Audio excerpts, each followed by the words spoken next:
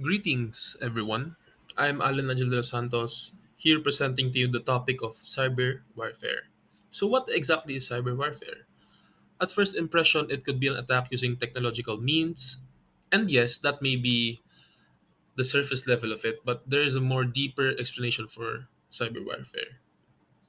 So, according to Rand Corporation, this involves the action by a nation state or international organization to attack and attempt to damage another nation's computers or information networks, for example, computer viruses or denial of service attacks. There are seven types of common cyber attacks that can do and strike organizations, consumers, and individuals like you every day. A survey was conducted in 2019 by CompTIA called Cybersecurity for Digital Operations.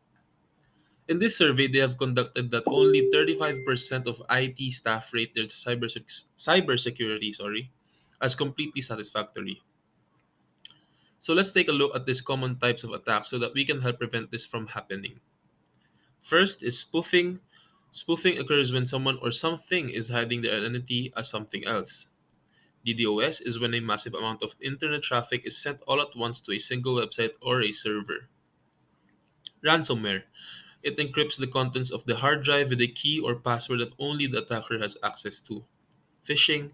Attackers send out massive amounts of email containing malicious links. Tampering is when data is destroyed or changed by somebody who shouldn't be allowed to. MITM carries out attacks through different ways, including hijacking, active eavesdropping, IP spoofing, and replay. And lastly is one of the most typical kind of cyber attacks, malware. Malware viruses such as worms, spyware, ransomware, adware, and Trojan. So almost daily we hear about cyber attacks, and when does international law apply to such operations? There are indeed counter cyber operations happening every day, from cybercrime to cyber espionage to what many refer to as state sponsored operations. To most of them, international law does not apply. International law applies only to cyber operations that are conducted in the context of an armed conflict. So these are the issues in the application of international law to cyberspace. First is silence.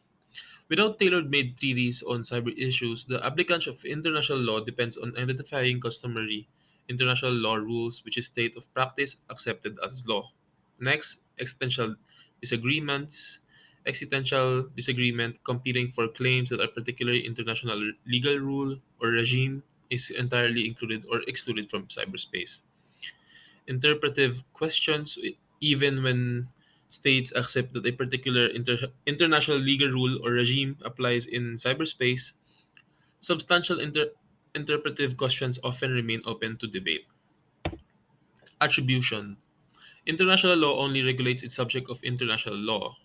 Accountability. States that accuse other states of malicious cyber behavior rarely invoke international law in doing so.